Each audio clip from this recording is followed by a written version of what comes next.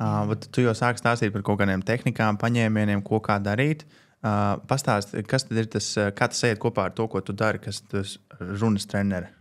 Ko tu dari? Kas tas ir? Kas tas ir? Iedošu piemēru. Praktiski cilvēks pasaka, ka viņš grib praksi. Jo, kā viņš kļūst par publisko runu, ja viņš izlasa skaistu grāmatu? Tieši nekā. Viņš nekļūst par publisko runātāju. Viņam vajag praksi, kur viņam ir dzīva auditorija, dzīves mikrofons, dzīva uzmanība, dzīva runa, pats ir dzīvs, ņem un stāvi tās publikas priekšā. Kā vēl tu iemācīsies? Drošais variants ir mājās, spiežot kamerā, dzēšot, montējot. Tas ir drošs variants. Bet ne tāpēc cilvēki pie manis nāk. Cilvēki nāk pie manis rūdīties, dabūt to sajūtu, ka viņi spēj improvizēt jebkādā stāvoklī, samobilizēties 2 minūtēs un vienkārši superīgi pateikt piču, pat ja viņi vispār nav gatavojušies. Un tad viņi atnāk uz skatuves dienu. Skatuves dienā viņi iegrimst praksē. No pilnīgas nulles. Viņiem ir sagatavota runa, līdz viņi ir nostājušies kameras priekšā, 20 cilvēku acīm pāriem skatoties. Viņi tiek nofilmēti, viņi saņem atgriezenisko saiti no auditorijas, ko saprata, kas izcēlās, kas patika, kas bija forši, ko iesaka uzlabot. Un rekomendācijas no manis. Viņam ir tāds uzreiz skaidrs, pie kā ir jāpiestrādā. Piemēram, parazītu vārdi. Visi vai paužu trūkums. Vai kaut kādas nekontrolētas roku kustības, vai mikrofona esamība šeit, kad nedod Dievs, es būšu skaļš. Mikrofons ir jāliek šeit, lai tu esi skaļš. Pierast pie balss, pierast pie tā, ka tu esi uzmanības centrā. Tas prasa laiku, tas prasa gadus reizēm. Manā gadījumā 20. Ja kādam sanāk ātrāk, es apsveicu, tāpēc man ir ko iedot. Jā. Kā to var izdarīt ātrāk? Es būtu bijis priecīgi, ja es būtu sevi satikusi ātrāk. Man būtu mazāk jācīnās ar saviem satraukumiem. Jā. Tev ir kāds tāds, tu minēji, kāds tā, ka tu ir kāds tāds, kā tā mācies, kas arī tieši dara to pašu, vai ļoti līdzīgi? Man ir viens brīnišķīgs piemērs, uz kuru es skatos, es arī tur gribu būt. Nav jausmas kā, es nevaru iedomāties, kā viņš tur nokļūst, bet man ļoti patīk tas, ko viņš dara. Viņš ir aziāts, viņš ir vietnamiešu izcelsmes, austrālis, viņu sauc Vinh Giang. Un viņš ir 2 vienā. Viņš ir public speaker, tā kā publiskais runātājs, keynote speaker, un viņš ir trikumeistars. Viņš dara 2 vienā. Un viņš fantastiski šīs lietas apvieno kopā, viņš māca par komunikāciju, viņš ir komunikācijas skolotājs, un viņš savās uzstāšanās izmanto kārtis, apmāna cilvēkus, smīdina viņus un parāda, kā tas iet kopā ar uzmanības noturēšanas trikiem.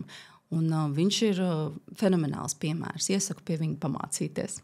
Tas ir social media koncepcijas, vislabākais, kā video noturēt uzmanību. Arī kaut ko dari, un kaut kā ūdeni pārlai vienā glāzē. Jā, tas ir labi. Jā. Okay. Par video parunājam? Par tavu pirmo video? Jā, varbūt varam. Tas pirmais video, es te atsūtu, kur viņš ir, tagad jūs to redzat. Tas pirmais video ir tāds, tā pirmā reizīte. Zin kā, mums katram tā pirmā reizīte tāda, kāda bija, tāda bija. Tev bija pieredze, tu biji skatuves uzstājusies. Jā, redz, tas ir kaut kas cits, ka tu runā vai ka tu dziedi, jo ir, piemēram, līga var līgavaini un ir viss tā ballīt, un tu dziedi dziesmu. Fonā, principā, vai ne? Principā arī fonā neviens nav atnācis tevi speciāli klausīties, tu vienkārši taisi atmosfēru, tu taisi sajūtu. Tu esi šoumeistars, tu visu paņem uz sevi kā publiskais runātājs, viņi nāk tevi klausīties, it īpaši, ja tas ir ilgāk par 2 minūtēm. Tā kā viņi sēž un klausās. Tā pirmā reize novēlu katram sākt ar to pirmo reizi, jo daži vienkārši izvairās un nemaz to pirmo reizi netais. Ar milzīgu iejūtību, cieņu un pieņemšanu to pirmo reizi. Jo, protams, ka gribēsies dzēst, 63. piegājienā varbūt, ka publicēšu, bet nē, tu izdari labāko, ko tu vari uz to brīdi. Šis ir labākais, ko es varu. Jā. Un own it, paņem, izanalizē, paskatāmies, nākamreiz, ko daram citādāk, ko uzlabojam, ko pamainam ar skaņu, ar bildi, ar tekstu, ar ķermeņa valodu, ar vārdu izvēli. Varbūt izkopjam valodu, palasam kādu grāmatu. Tādas kaut kādas konstruktīvas pieejas paņemam. Un ar katru reizi ir labāk. Tā kā es ar savu pirmo video ļoti, ļoti lepojos un katram novēlu tieši tādu attieksmi. Tev ir kaut ko, tu varētu ieteikt tiem, kas, piemēram, ir tie, kas šobrīd klausās, kas grib saņemties, tā kā kaut kādi tipi. Mēs pēc tam padalīsimies ar savējiem, ko mēs varētu ieteikt, bet ko tu no runas tieši varētu ieteikt, tad, kad viņi sāk tos video taisīt? Ļoti, ļoti labi ir sākt ar kādu kopā. Piemēram, tev ir duetā laivs, kā intervija, kā saruna. Tas jau ir vieglāk. Jūs esat divi, uzmanība nav tikai uz tevi. Tu vari patrenēties, pierast pie savas balss, pierast pēc tam paskatīties. Jūs viens otram nosūtat pirms tam jautājumus, kurus plus mīnus jūs runāsiet, jūs zinat tēmas. Tad tev ir laiks iesildīties. Pirms tam es, piemēram, kādas 10-15 minūtes pirms tam paņemu tos jautājumus un es skaļi parunājos.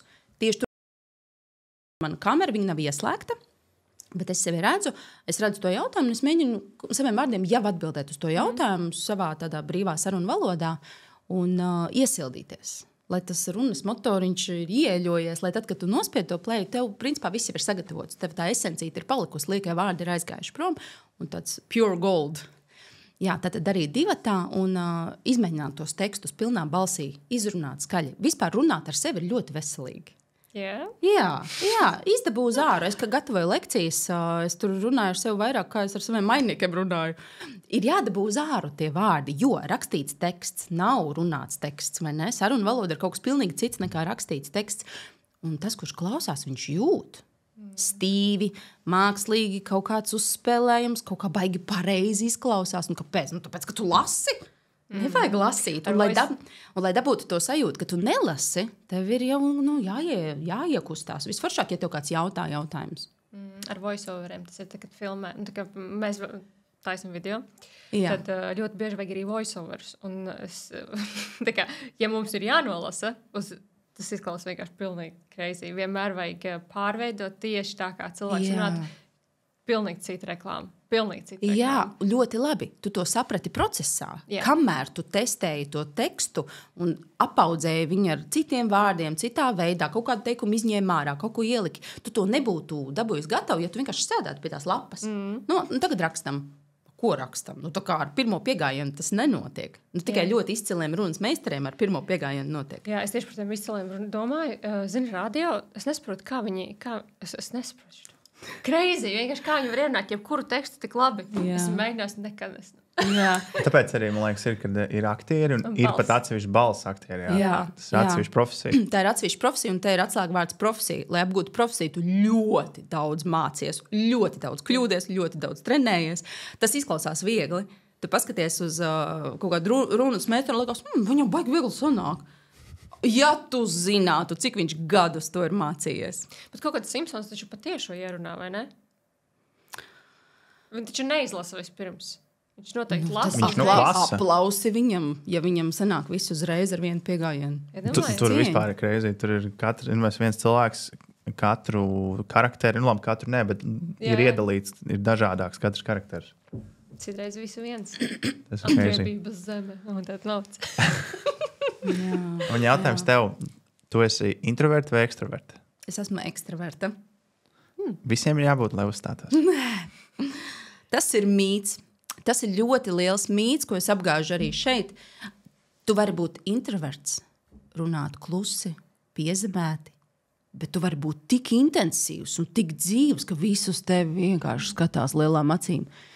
To var panākt ar klātesamību un ar vērtību, kas ir tavos vārdos. Atceries, mums stāstīja tas Aleksandrs Morets par DJ Khalid. Viņš stāstīja, ka viņš pirms vispār kaut ko filmē. Viņam ir ļoti intensīvi vienmēr. Viņš maksimāli, piemēram, filmē konkrētu laiku. Un viņš iznāks ar jums filmēt tikai tad, kad viņam ir tieši tas laiks. Un viņš būs savā istabā ar halātiņu bez nekā. Un viņš tāds nopietnas, nekāds tāds novilks halātiņu un smaida un visu. Un tieši tajā mirklī viņš super intensīvi, nekad neko nepārfilmē, nekad neko nepārunā. Un tad viss, un tad viņš atpakaļ un viss aiziet. Šis ir super interesanti, redz, cik dažādi cilvēki. Un viņš ir introverts, jā? Jā, tāpēc es to teicu. Ka viņš vispār, kad tas, kāds viņš ir šovmens, ir divas dažādas lietas, kāds viņš ir personībā. Viņš atradz to savējo arī. Tas tā. Jo, ja tu šis ir interesanti. Ja tu pastīsies DJ Khalid, viņš neizskatās. Tas ir tas Another One. Es dzirdēju, ir tajās populāri. Viņš ir DJs ar ar izpildītājiem, tur populāriem Justins Biebers. Es esmu dzirdējis, jā. Tagad es viņu papētīšu vēl dziļāk. Jā. Mums bija unikāla iespēja, mums atbrauc arī no Zviedrijas viens cits mārketinga aģentūras īpašnieks, viņš bija Latvijā. Viņš uzstājās mārketinga šeit arī publiskās runas pasākumā. Un, viņš to video neminēja, viņš backstage, pēc tam mēs runājām ar viņu, ko mēs uzzinājām pēc tam, ka viņš ir strādājis ar to DJ Khaled, kas ir diezgan crazy, ļoti labā nozīmē. Un, tas bija ļoti interesanti dzirdēt kaut ko tādu. Jā, un viņš, starp citu, arī ir introverts. Viņš teica, ka viņam visi saka, cik viņam labi uzstāšanās, bet viņš pēc tam saka, jā. Savā stūrītī. Jā. Ai, cik jauki. Tā kā, tāda arī var uzstāties. Jā.